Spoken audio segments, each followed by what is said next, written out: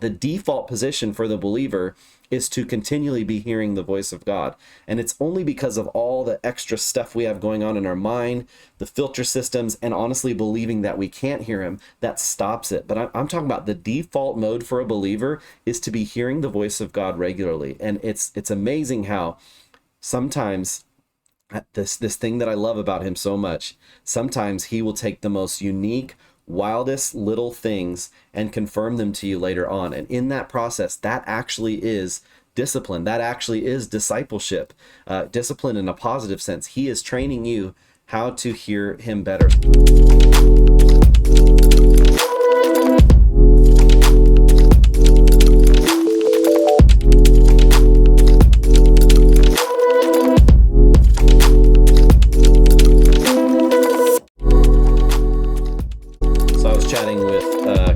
Last night, and one of them said, talked about a time whenever he was asking the Lord really to speak to him, and he had heard something, or actually he had seen a vision that was very particular in his, and he was like, I don't really know what to do with this.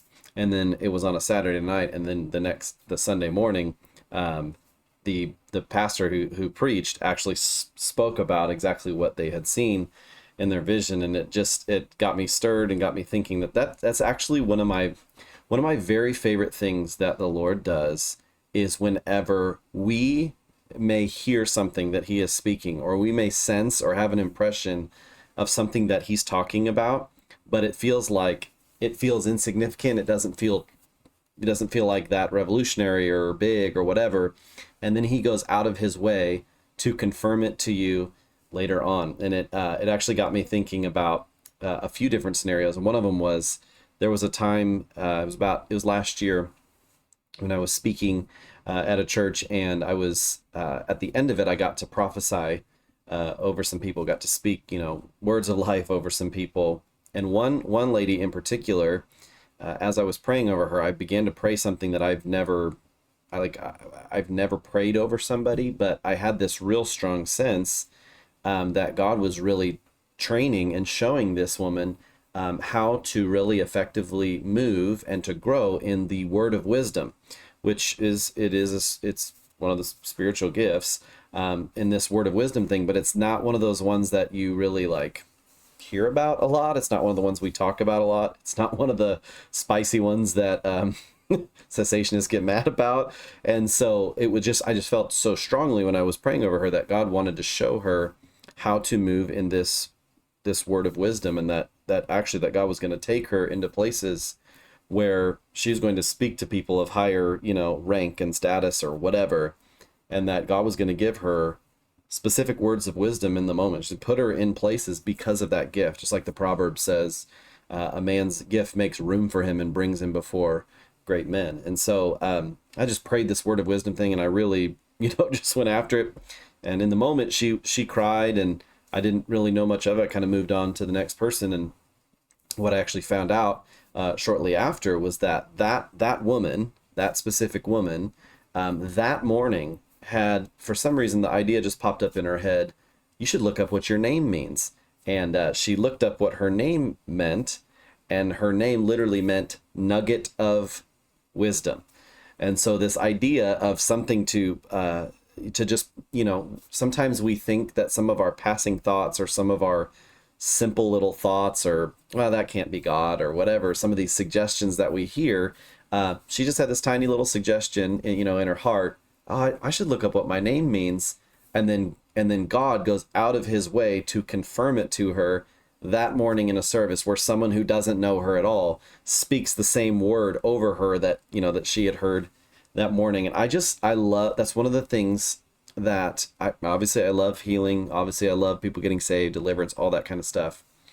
But I honestly think sometimes it can reveal sometimes even more about his character, that he will go out of his way to show, to confirm his word to us sometimes in incredibly unique ways, that these small little things that feel insignificant to us, like, oh, maybe that was God, maybe it wasn't. And sometimes just the simplest little things, he will go out of his way to show you, oh no, that was me. And it just demonstrates to me so much about the love and the care of the Lord, that he will go out of his way to do that.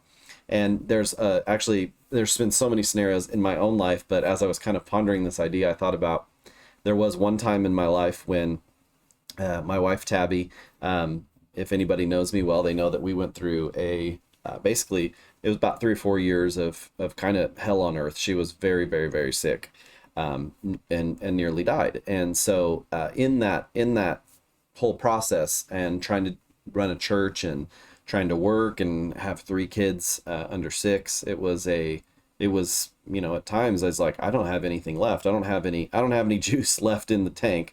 And so I kind of would get into sometimes some self-pity, get into some laziness and all that kind of stuff, because it just became like a whatever, and you just kind of sit down and just take it. You just take life, and I stopped coming at life. Life was just coming at me and dictating everything to me. And I remember, this is it might even cause people to go, oh, that can't be the Lord. But I was sitting down at before the Word and have my notebook out, and in the midst of that, a song that I've heard it on commercials, I'm sure, and I'm sure I've heard it in passing on stations and stuff. But there's a song by Twisted Sister called "We're Not Gonna Take It." And so the chorus, "We're not gonna take it. No, we ain't gonna take it." Like, I don't even know this song. I don't care about this song. That's literally my least favorite genre of music of all time. This song just starts cycling in my mind, and I'm sitting here with the Word open in front of me, got my notebook out, and I'm just trying to talk to the Lord. And I'm literally, I'm like, where in the world is that coming from? And out of, like, as clear as a bell, I heard in my spirit, not out audibly, but heard in my spirit, "This is your song." And I knew in that moment, it was time for me to stop wallowing in this pity, to stop wallowing in these self-defeating cycles, to stop complaining and all that. And it was time to get up and fight. That my season of wallowing and all that, and just taking whatever's coming at me was over. And it was time to get back to fighting. And there was such life that was released when I heard that. I mean, it just cut clear through me. "This is your song right now." And I'm like, Lord, I don't have a precedent for you saying that a Twisted Sister song is my song right now. But I got the message. The message was, you don't have to take it anymore. It's time to fight. And so the wildest thing about it is that, I mean, I could have considered at that moment, like, oh, maybe it was the Lord, maybe it was not, even though I had a very clear witness in my heart. And at the time, I had a dermatologist appointment. I had something on my skin that I needed to make sure I got checked out to make sure it was safe and all that kind of stuff. So I go to my dermatologist's office, and she's checking out my back because the spot was on my back, and so she's kind of going through a process, and then out of nowhere, over the speaker system that's in their practice, a song starts playing. She goes, "That's weird. We never play music." And I kid you not. The song was "We're Not Gonna Take It." I have no idea how it was even possible, but out of nowhere, that song started playing over their radio, like, intercom system. Someone just decided, we're going to listen to music today. And the first song that played was "We're Not Gonna Take It." And the odds of that happening were unbelievable. Like, I literally was just in shock. And the dermatologist, who had seen me a couple times before, over the months before that, knew what I was going through. I had basically told her, like, our situation and all that stuff. And she was just one of the kindest doctor experiences I've ever had. And so she was aware of what, me and my family were going through.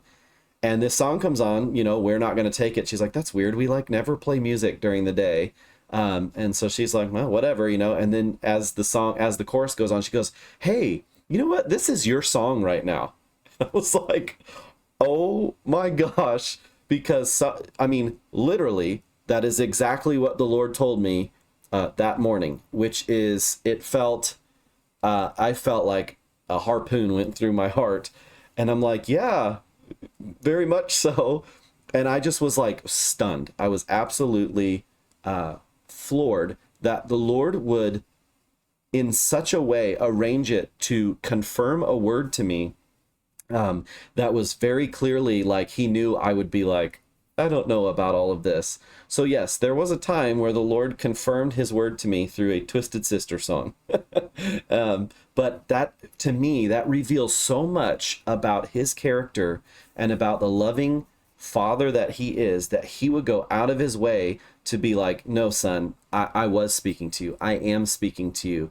And that word that I gave you was for you to take and to run with and to fight.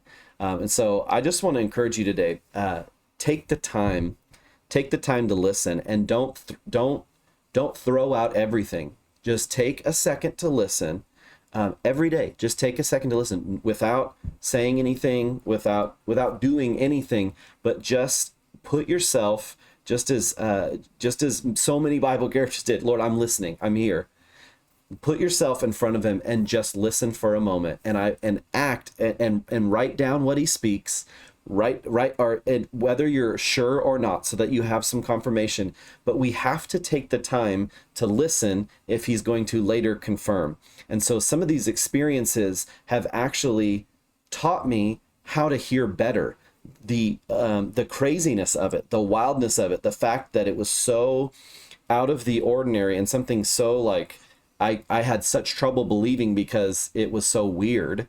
That actually trained me more in learning how to hear his voice, because I started to feel what it feels like when he is speaking.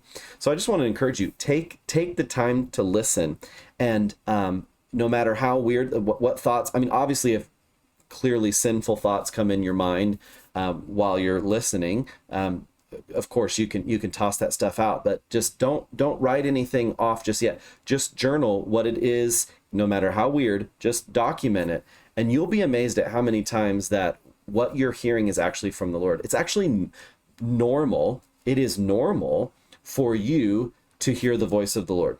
It is actually normal for you to hear him speak. Jesus actually said, he who is born of God hears the words of God, meaning that it is part of your natural makeup, your natural DNA. As a born again believer, it is natural for you to hear his voice. He said in John 10, my sheep hear my voice, and a stranger's voice they won't follow. The default position for the believer is to continually be hearing the voice of God.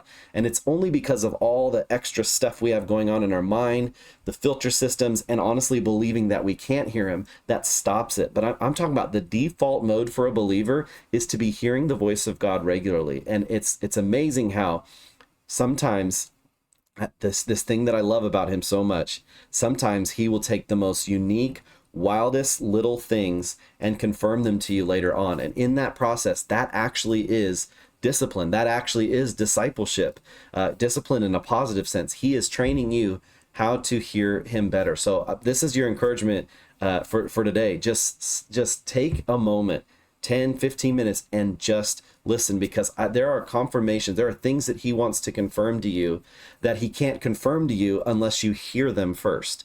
So take the time out today and listen, and I bless you to hear the voice of God more naturally, more regularly, in Jesus' name.